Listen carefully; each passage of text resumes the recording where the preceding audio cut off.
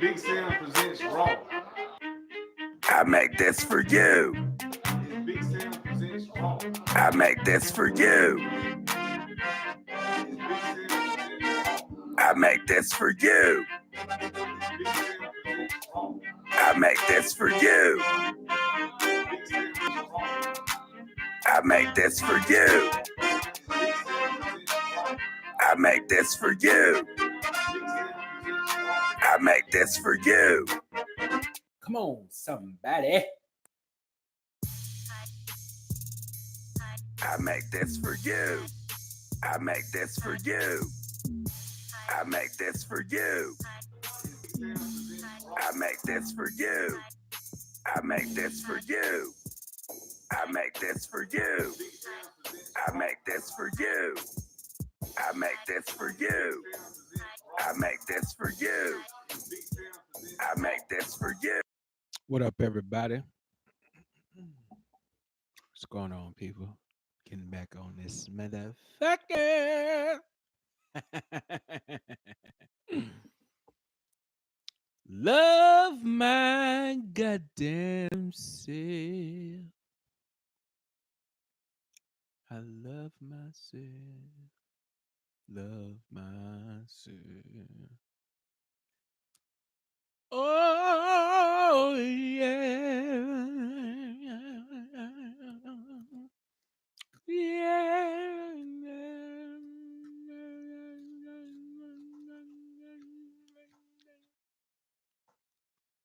Oh yeah, yeah. Oh yeah. Yeah, yeah, yeah, yeah, yeah. Oh, oh, oh, yeah, yeah.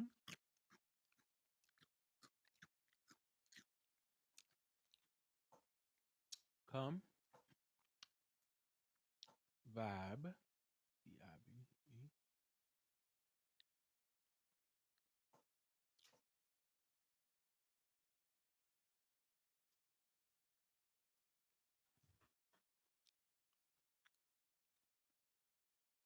Mm-hmm. Oh, shit. I'm trying to say this shit on, what's it called? All right. So,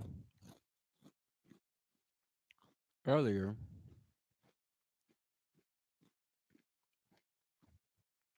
we had a pretty cool little show with Mrs. Meach. There we go. And piggybacking off of that, she was talking about some shit about, the fellas.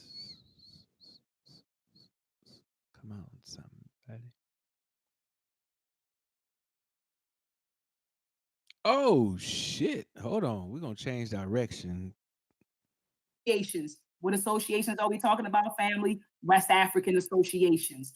There were also the subversive and criminal societies which engaged in a manifesto types of activity.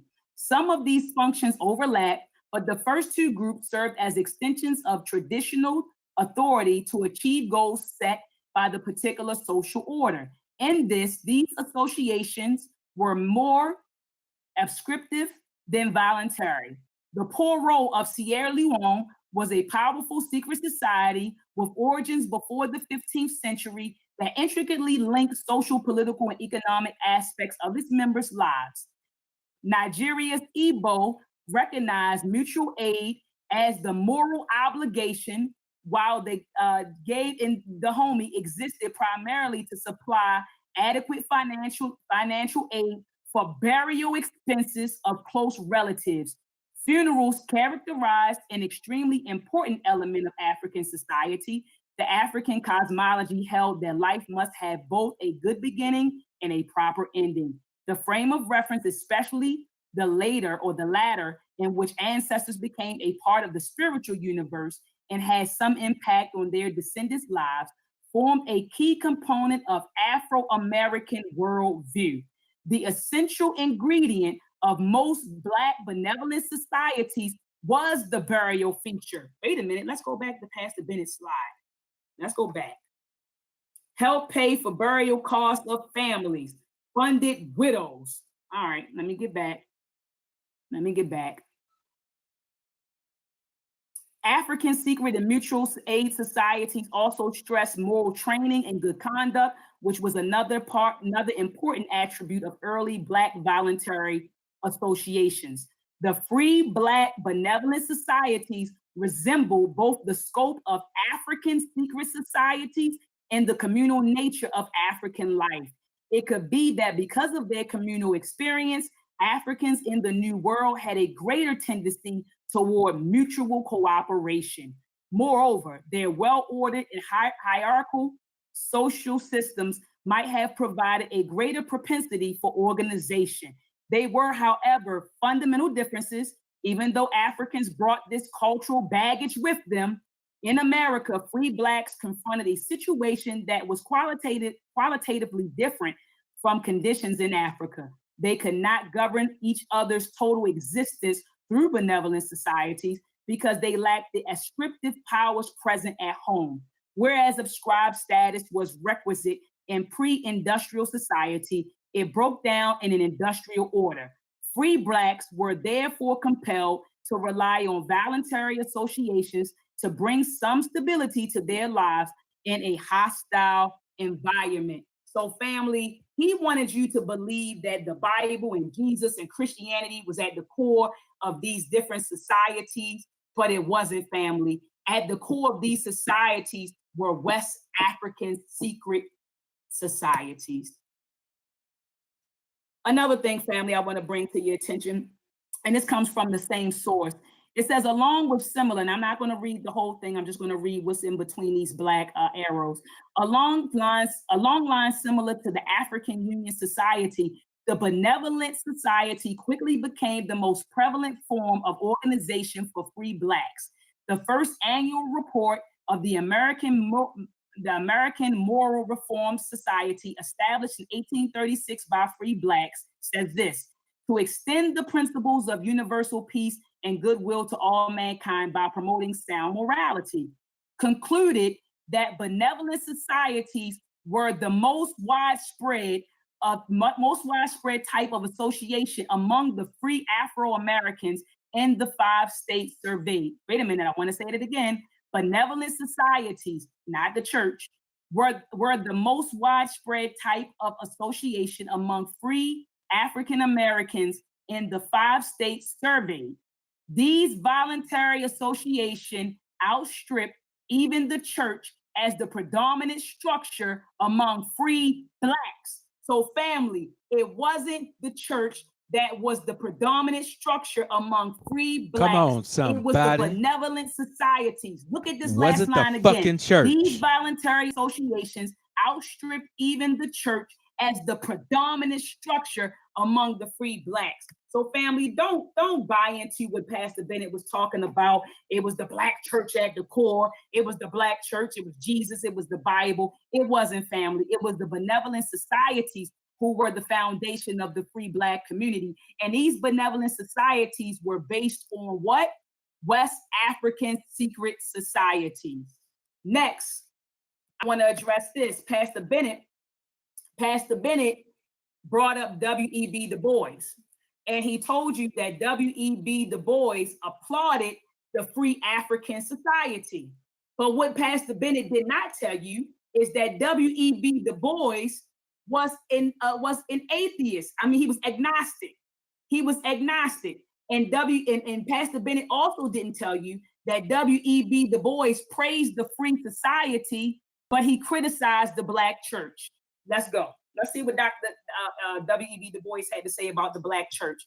He says, although he used some religious metaphor and expressions in some of his writing, W.E.B. Du Bois called himself a free thinker.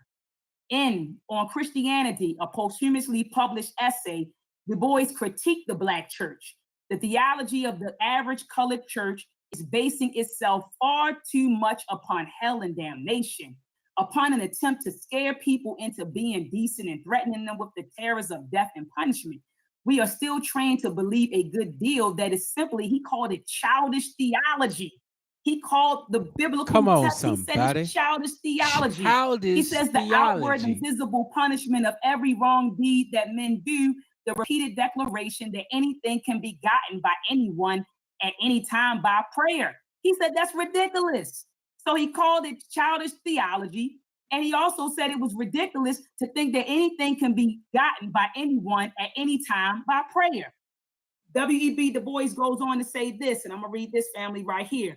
He said, my morals were sound, even a bit puritanic, but when a hidebound old deacon inveighed against dancing, I rebelled. By the time of graduation, I was still a believer in Orthodox religion, but had strong questions which were encouraged at Harvard. Also, he went to school, family. He went to school, and then he started questioning. So he says, in Germany, I became a free thinker. And when I came to teach at an Orthodox Methodist Negro school, I was soon regarded with suspicion, especially when I refused to lead the students in public prayer. When I became head of a department in Atlanta, the engagement was held up because, again, I balked at leading in prayer. So he didn't even want to lead the prayer. He said, I flatly refused again to join any church or sign any church creed. From my 30th year on, I have increasingly regarded the church as an institution which defended the evils of slavery, color caste, exploitation of labor, and war. I think the greatest gift of the Soviet Union was modern civilization was the dethronement of clergy and the refusal to let religion be taught in public schools. Pastor Bennett, why didn't you tell the people that when you brought up W.E.B. Du Bois? Why didn't you tell him? Why didn't you tell the people that he was agnostic? Why didn't you tell him how he criticized Christianity and called it childish theology and said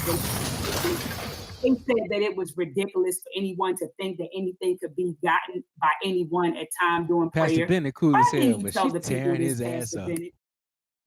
Now, so W.E.B. Du Bois, we know that he was the first African American to earn a PhD. He co-founded the NAACP. He wrote a bunch of essays. He produced Souls of Black Folks, right? They say he adamantly opposed the idea of biological white superiority, and vocally supported women's rights. He was a huge proponent of Pan-Africanism, and he helped to organize several Pan-African congresses to free African colonies from European powers. So this man wasn't a Christian, but he put in work, Pastor Bennett, in your words, he put in work. I went to study, family. When I went over to Ghana, family, back in May, I spent 2 weeks there, and I went to the W.E.B. Du Bois Memorial Center. I went there. So what happened was Dr. Kwame Nkrumah, who was the president of Ghana at that time, or back in the day, he gave W.E.B. Du Bois a home and wanted him to work on what's called the Africana Encyclopedia.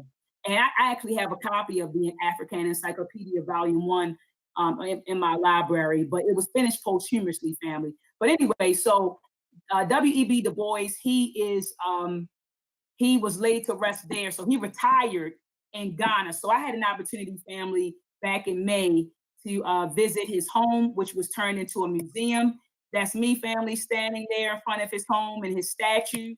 You see my son, Isaiah, right here with his red, black, and green on in front of the home of W.E.B. Du Bois.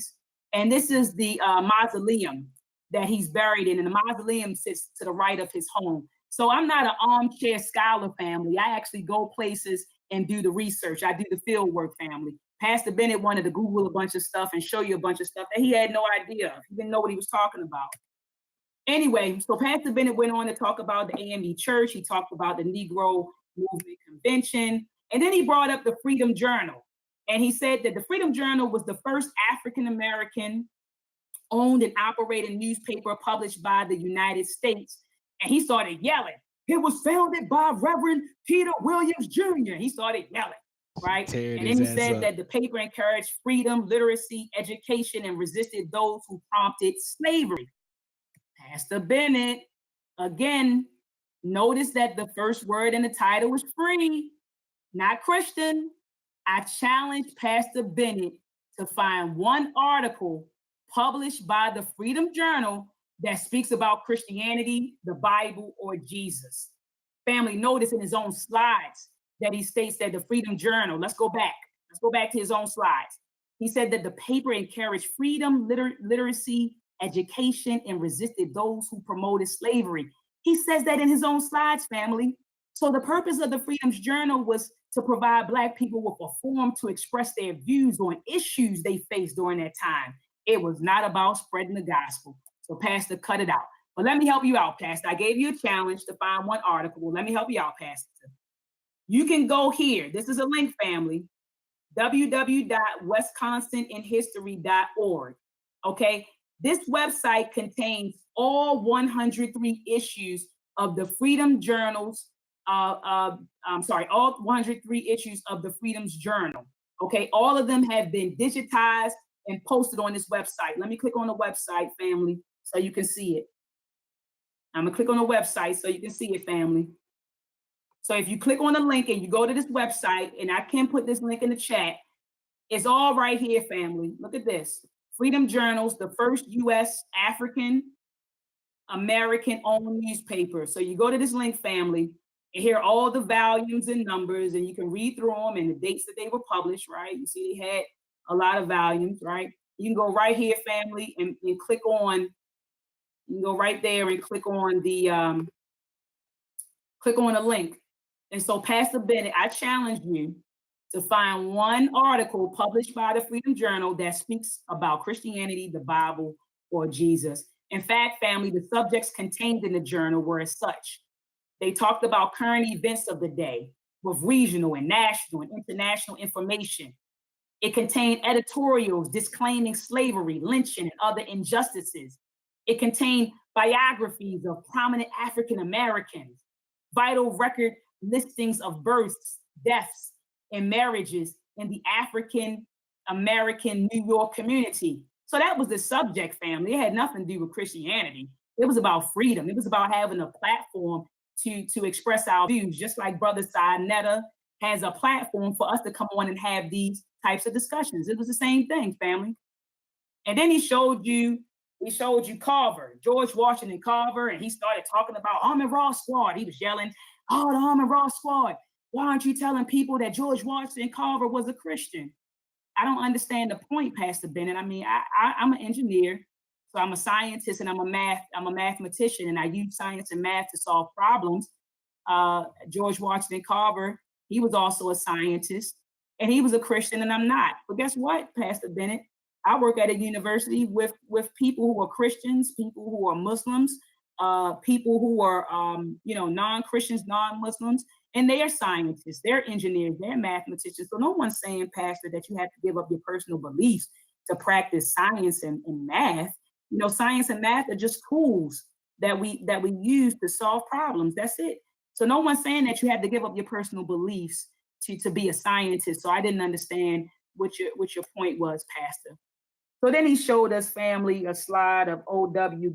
Gurley, the brother who purchased 40 acres just to sell to Blacks, and how that was, the start of Black Wall Street. He showed that. He showed the silent march that took place in 1917. And he said that, that they called on the Black church and different reverends and bishops who were involved in this march. And I'm not dismissing, we don't dismiss that. We love this fact. We love that, Pastor. We appreciate what our ancestors did. But stop acting like, they weren't indoctrinated at the end of the day. They were just as indoctrinated as we are today, Pastor. So cut it out.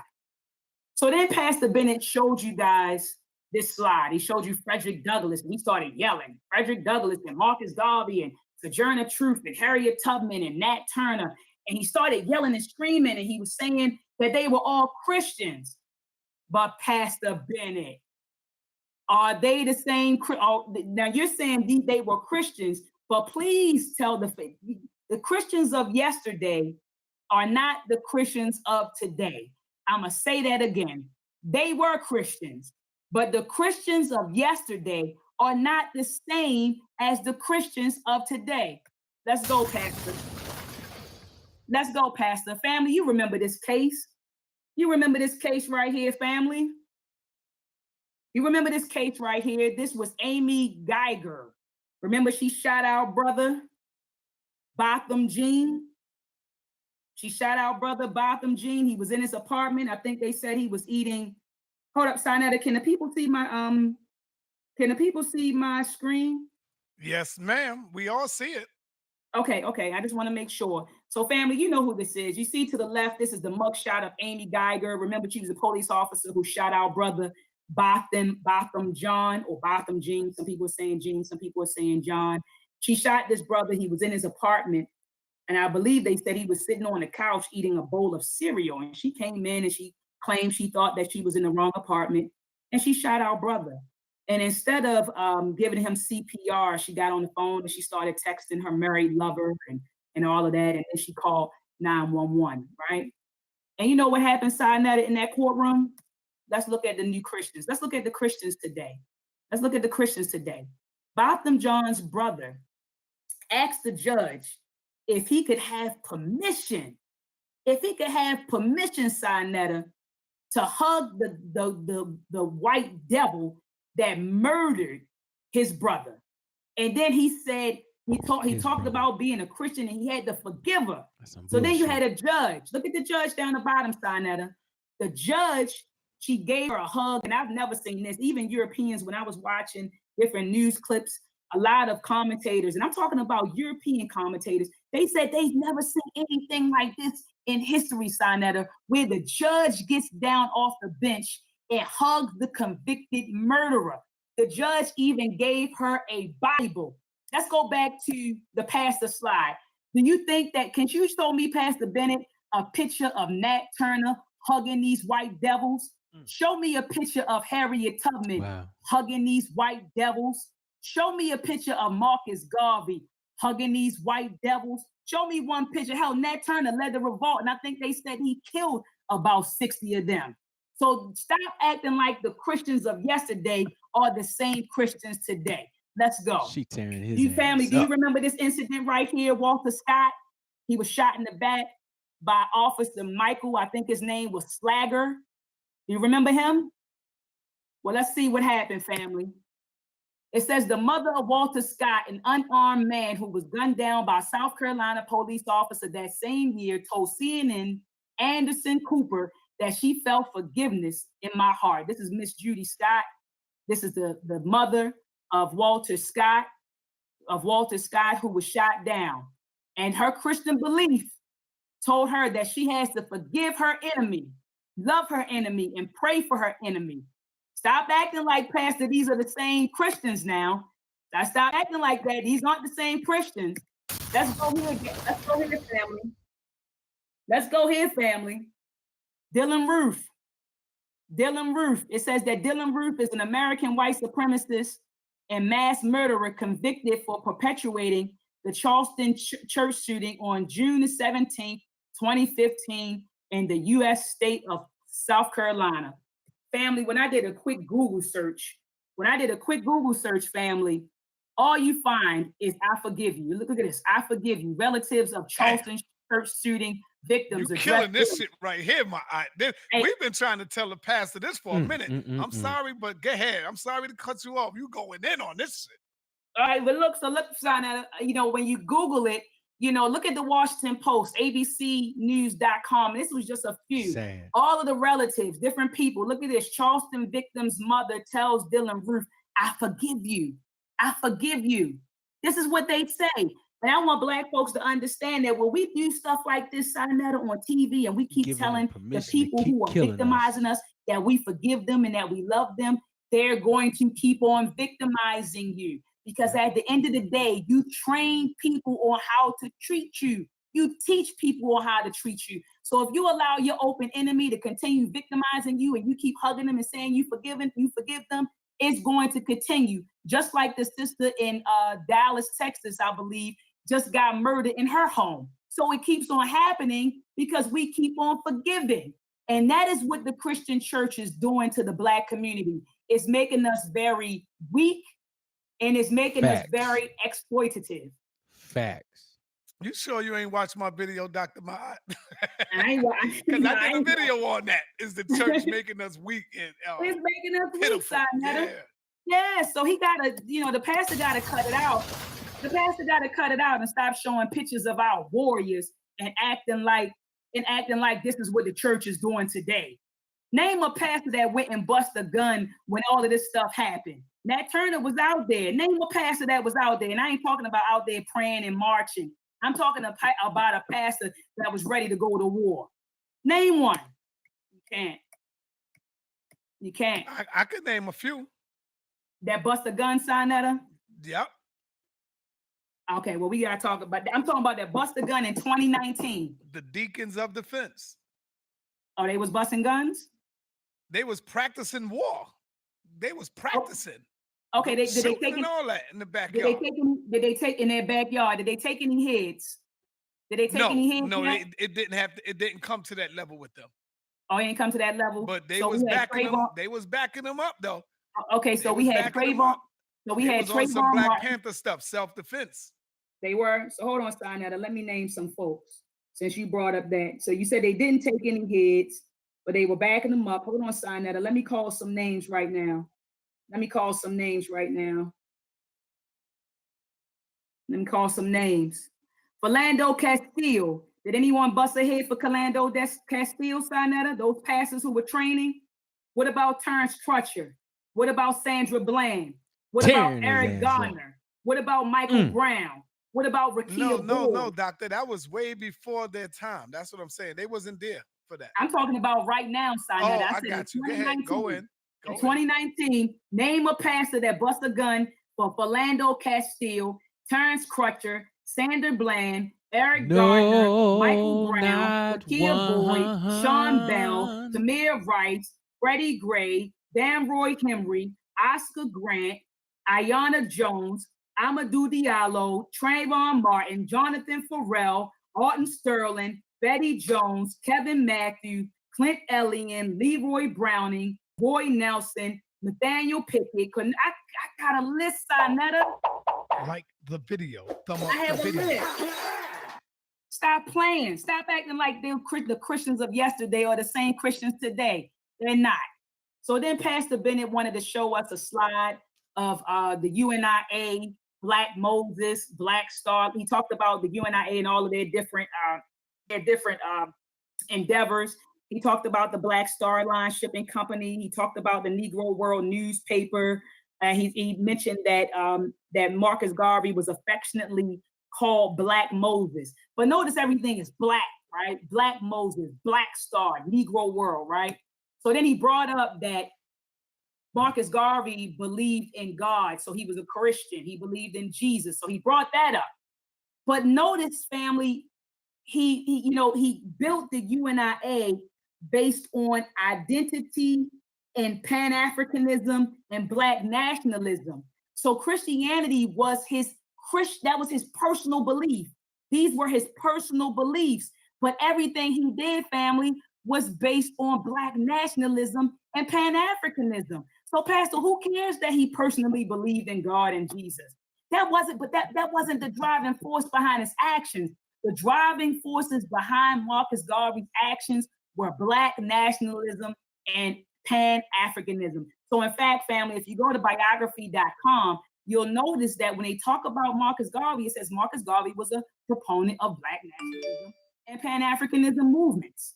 It doesn't talk about him being a Christian. No one cares. What propelled him was Black nationalism and Pan-Africanism. So he brought that up, family. But I thought it was funny. He mentioned the Negro World to you. And so he said, oh, he started the Negro World. But what he didn't talk about was Hubert Harrison. Hubert Harrison was an atheist. He was a West Indian American writer, orator, educator, critic, and race and class conscious political activist and radical internationalist. And he was based in Harlem, New York. This brother was an atheist. But hold on, family. That's right here in January 1920, Harrison became principal editor of the Negro World. So he mentioned the Negro World to you, and he talked about how Marcus Garvey was a principal, but he doesn't talk about how Marcus Garvey was also working with people who were atheists. So everybody wasn't a Christian involved in the liberation movement, Pastor.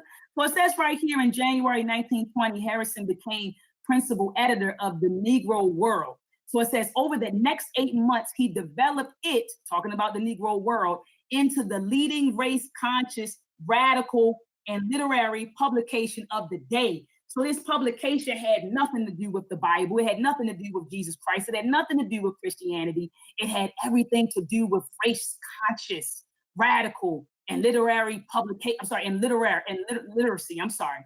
So Harrison, I'm sorry, that should say family, Hubert Harrison. So that's a mistake on my end. Hubert Harrison continued to write for the Negro world into 1922. So he was actually the principal editor of the Negro world that Pastor Bennett was hooping and hollering about on this daggone slide. So Garvey wasn't just working with Christians, he was also working with atheists, because at the end of the day, these people had a race-first mentality. They didn't care whether you were a Christian, a Muslim, a Buddhist, a Hindu. They didn't give a damn what you were. What they were trying to do was organize.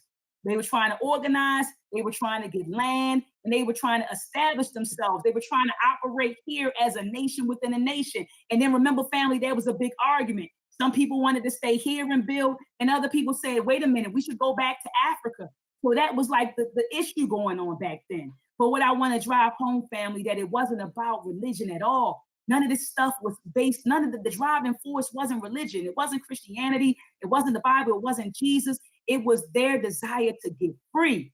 I want to say, get free or die trying. That was their motto. Let's get free or die trying. So then Pastor Bennett started talking about Booker T. Washington and Tuskegee University. He mentioned that Booker T. Washington was a Christian, and he quoted from the book Up From Slavery. And we know this, Pastor. Again, this stuff is mentioned in the Blueprint for Black Power. Family, all you got to do is go to page, let me see what the page is, family. It's in chapter 23, and chapter 23 starts on page 555. He also mentioned Dr. Washington Carver. I already addressed this. He said that HBCUs birthed and funded by the church. I'm not doubting this, Pastor, and taking this away from anybody. He also mentioned Thurgood Marshall. And he said that, he was the first African-American on the Supreme Court. And he was also a Christian. I'm not doubting that, Pastor. But what I want the family to understand is that Christianity was not the driving force behind their action. Freedom and empowerment were, family. Speak your speech, nigga. You know what, Sayonara. You know what, Sayonara. Speak your speech. So look, family, I just want to show you some organizations that were also operating then, some organizations and also people who were non-Christian. Paul Robeson was an atheist, but people don't talk about